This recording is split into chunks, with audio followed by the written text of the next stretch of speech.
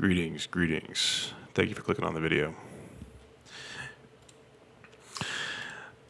I had a few thoughts about 2020 and about the coronavirus and about the riots and about the future of the human species, the human race. It seems like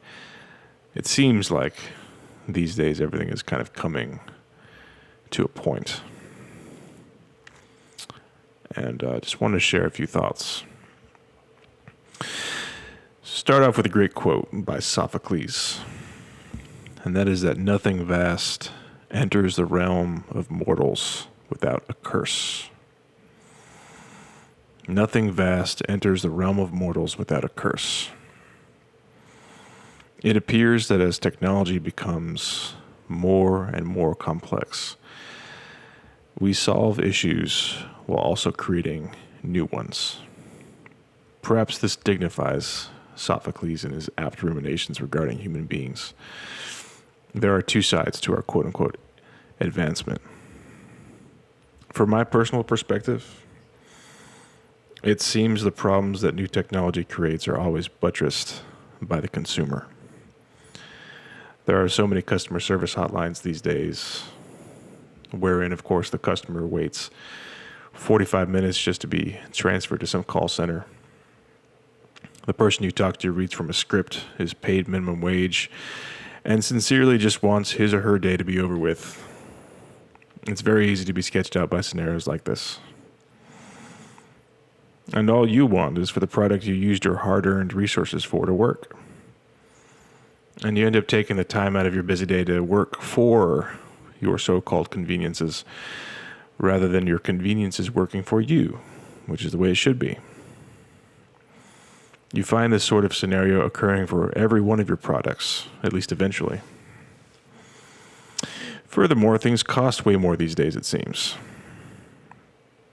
It's hard for me to believe in Elon Musk's fantasies regarding AI and becoming an interplanetary species when the Bluetooth doesn't even work in my car.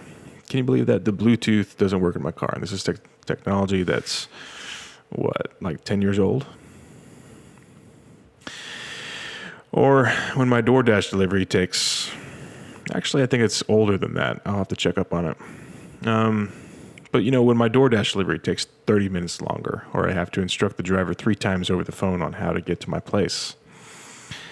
It's like, yeah, Elon, talk to me more about Neuralink, self-driving cars, underground tunnels, and rockets that could get us to Mars. Go on, keep on talking. It's not really true for my experience, and I know that it's not true to the experience of so many people. This is not to discount the advances made by human beings. Certainly life is much more convenient and easier than it was 50 years ago. The point I'm making is that our advancements simply are not watertight. They are not pure. As dangerous of a word as that is to use in 2020. Because nothing is pure, really, anywhere you look. It's easy to imagine a perfect world and miss it, even if we've never known one in our lifetime.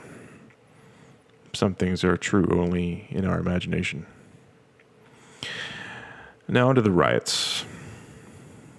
They seem to plague us right now, September 2020. Mainly in blue states, mainly in super liberal cities. But still, these riots are things that we haven't really seen, at least on the scale that it's currently on.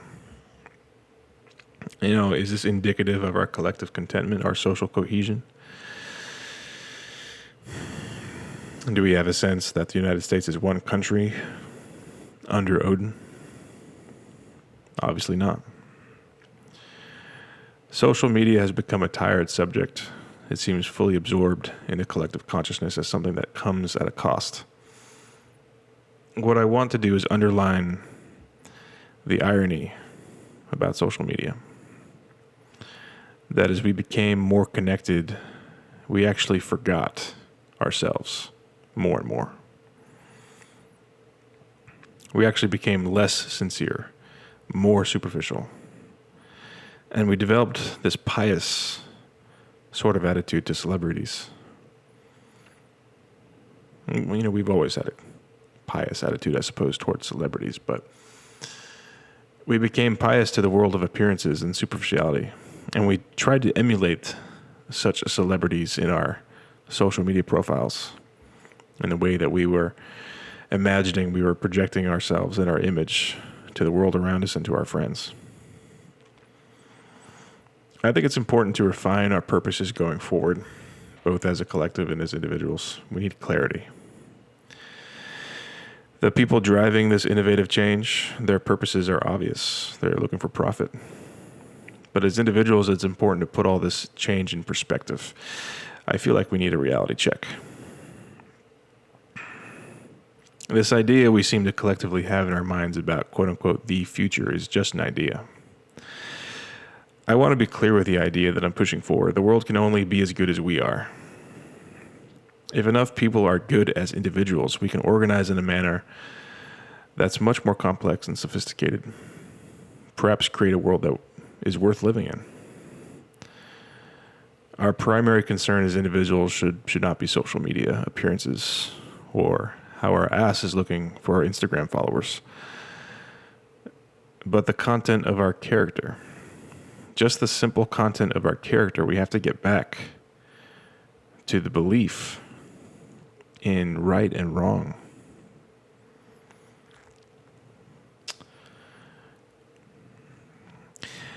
The world can only be as good as we are. That's the truth. You can throw as much technology at people or even as much money at people as you can possibly muster, but at the end of the day, the world can only be as good as we are. Our lives can only be as good as we are. So I think we should reorient our motivations. We should kind of reprioritize in a way. It's not about the things that we have. It's not about what we look like. It's actually just the content of our character. The world and our own individual worlds can only be as good as we are. If you've made it thus far, then I appreciate it. Thank you for clicking on the video. Please subscribe, share if you please, comment and like. And I'll see you next time. Take care.